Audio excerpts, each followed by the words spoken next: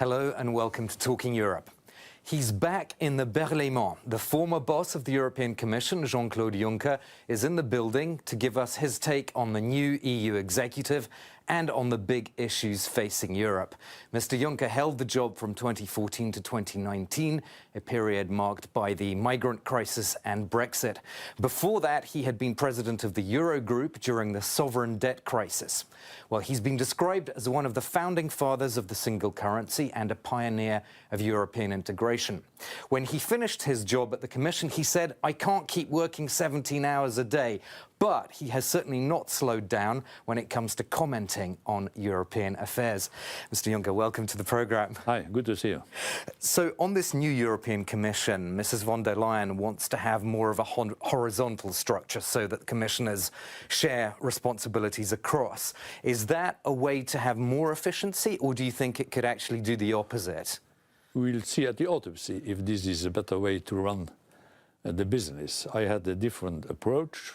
Not so different, but slightly different, because I put into place a first vice president and 4 or 5 vice presidents, and they didn't have a specific portfolio.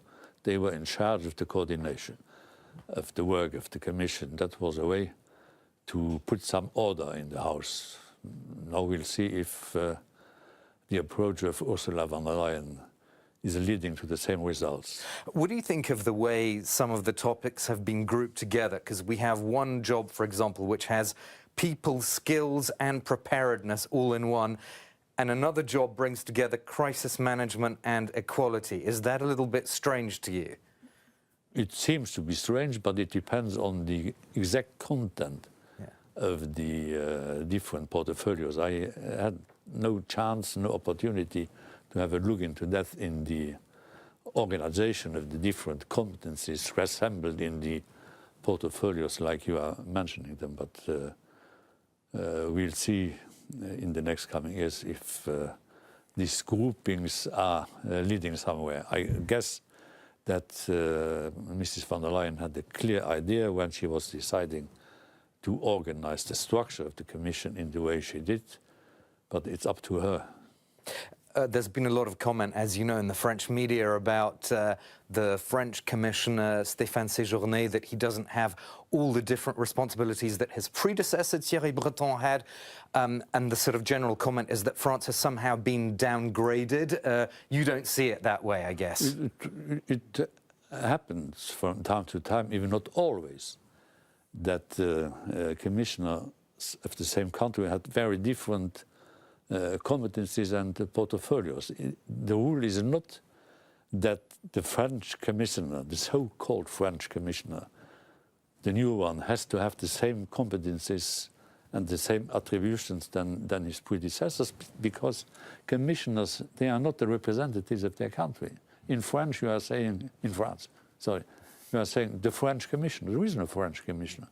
There are only European commissioners. Yeah, it's kind of how national media looks at things, I guess. You've said about Michel Barnier, the new French Prime Minister, who's a friend of yours, you've said, "Dear Michel, stay calm." What do you mean by that? He knows it. Since he is at Matignon, he knows what I meant by putting it that way. But he will be an excellent Prime Minister. He was a commissioner, he was a minister of foreign affairs, agriculture, things like that, and he was the negotiator of the European Union when it came to Brexit, and there he was showing that he has talents others don't have, because he was speaking to everyone, prime ministers, national parliaments, trade unions, European Parliament, commissioners, all the countries involved, so he was never hiding away, nor himself, nor his doings. And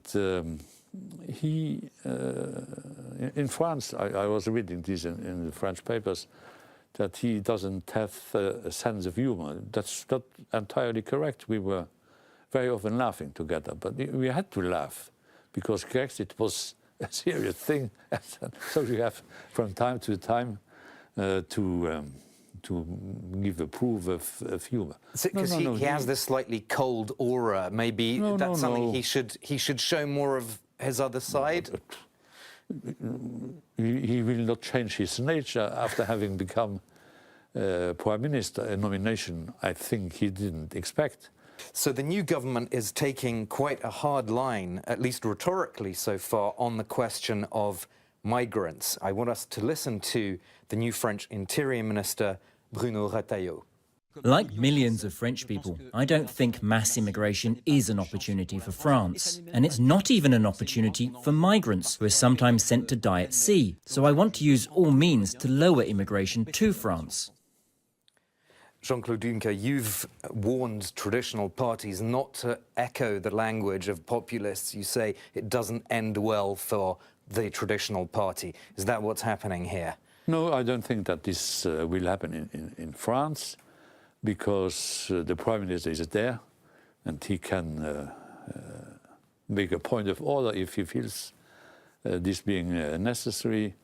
I think that all the governments inside the European Union are fighting against illegal migration and immigration. I think that by comparison, you can easily see that in the north of Europe, classical, traditional socialist field, governments are taking serious measures against illegal immigration, not only as far as the crossing of the border is concerned, but also as far as the social welfare systems put at the disposal of the migrants are concerned. The new French Interior Minister cannot change the treaty, cannot change by his own and alone the migration pact which has been adopted by the 27 governments 2 or 3 months ago.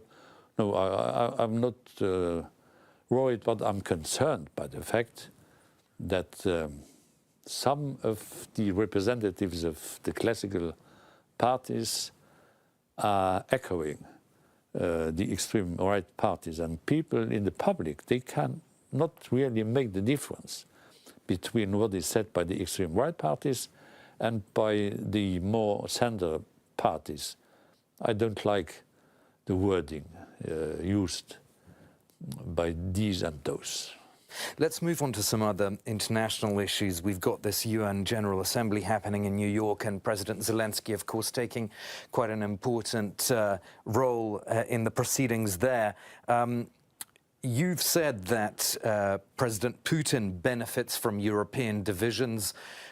In the light of that, do you think talk about a peace summit now that Chancellor Scholz has mentioned, is this on the substance and the timing? What do you think of that? I think and the substance and the timing are right, because war is leading nowhere.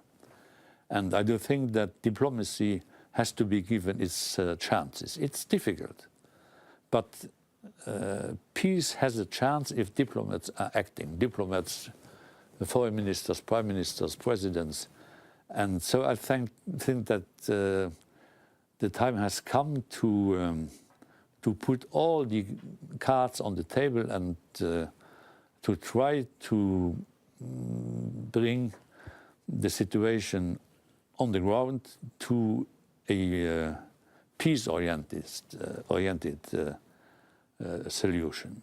You had quite a lot of one-to-one time with Vladimir Putin over the years, didn't you? And you've said since then that you were wrong about him, which is quite a rare admission from someone in your past position, I guess. Yeah, but I was wrong, because I had so many hours of private four-eyes meetings with Vladimir Putin. He's fluent in German, so we could discuss in German, and we didn't need interpreters and so on and so forth. I'm deeply disappointed by, that's the least one can say, by the behavior of Putin. But nevertheless, I do think that in the Ukraine-Russian conflict, we need skillful diplomats to try to bring this awful war to an end. And skillful diplomacy, of course, very much needed in the Middle East. The current High Representative here, Mr. Borrell, says that we are almost in a full-fledged war. What should the EU be doing now? We should produce more noise, drawing the attention of those concerned to the fact that in the international community nobody is understanding and Hamas and Hezbollah, nor the Israelis. I'm not putting these three on the same level, but nobody worldwide is understanding what is happening there. It's awful. And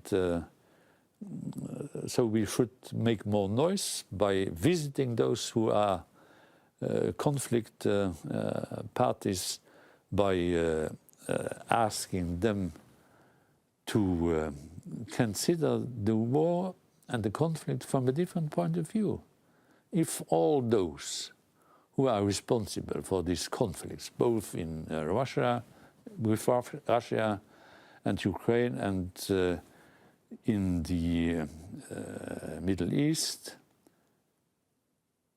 were trying to put themselves in the situation of the victims of these wars, in the place of children who are losing their lives and who are letting behind them biographies they didn't even start, perhaps they would consider their behavior and they would act in a different way. We'll end it there. Thank you so much for being my guest, Jean-Claude Juncker, former President of the European Commission, who's also writing a book on his experiences here at the head of the European Commission in the past. That's all for this particular half of Talking Europe. In part two, I'll be talking to an MEP with disabilities who says that the new lineup of the European Commission does not take into account disabled people enough. That's going to be in part two of Talking Europe, so do stay with us.